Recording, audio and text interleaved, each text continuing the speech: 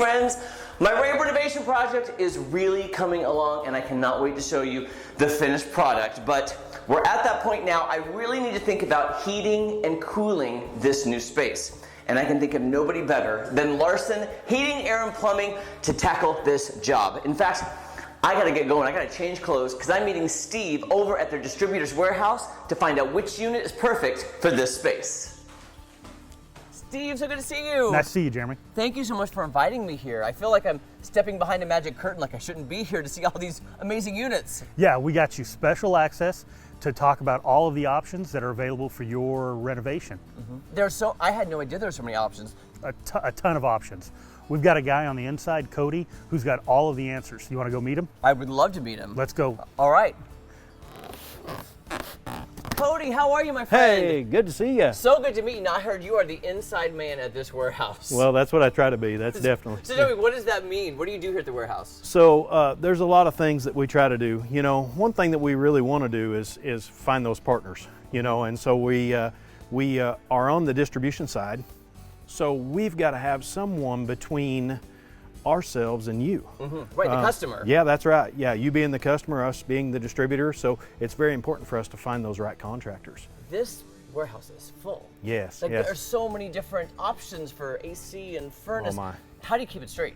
Well, and that's, you know, for us, it's lining everything up and being ready for that call that says we've got a new installation that we need a product for, you know, and so at that point in time, we're able to quickly deliver that product, help the contractor with the decision on what's the right product for you. So support them in that role. That's I very love that, important for and us. it's a local business. This is family run. Yes, It's local. You're yes, keeping sir. the money right here in the Ozarks. That's exactly right. huge. Yeah, yeah.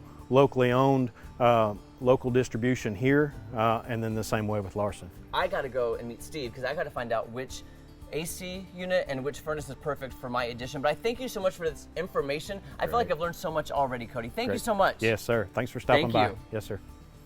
All right, Steve, I've learned so much already today, and it's the moment of truth now. You know, I need the furnace and the AC for my house. And you know the stipulations. Here's the thing.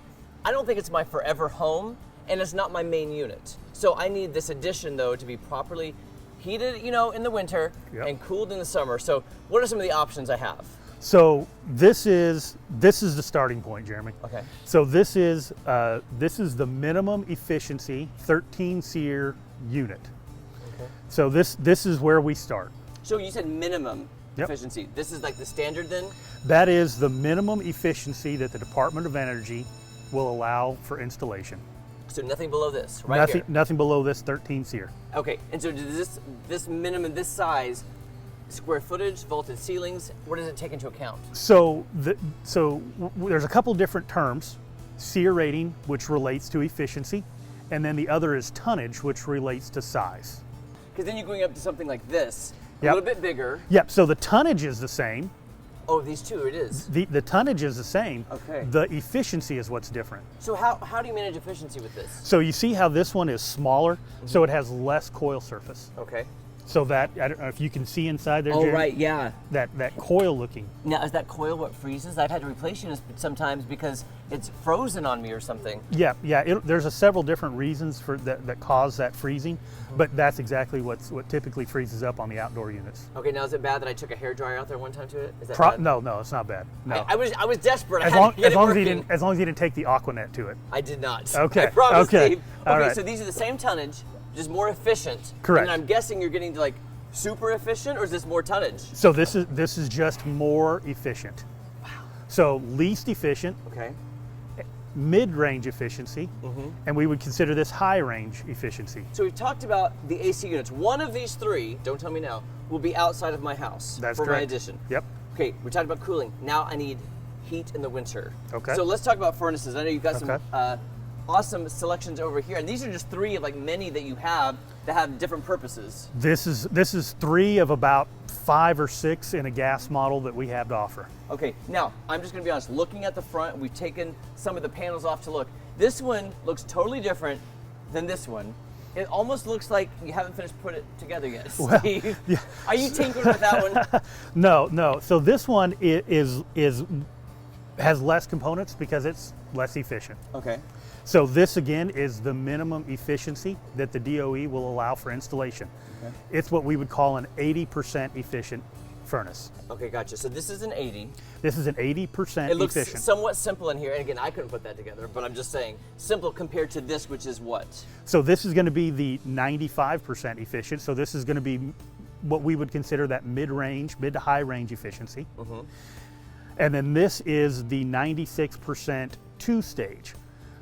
So it sounds like it's a little bit more efficient, but with it being two-stage, it's going to be considerably more efficient. And you want what's best for the house, because like you said, if it's a vacation house, it's different than if it's your full-time house. I'm glad you said it. We have to do what's best for the house, right, and not necessarily the owner. We hear that sometimes. So can you reveal to me now which of these units is going to be sitting in my house for the next like 50 years?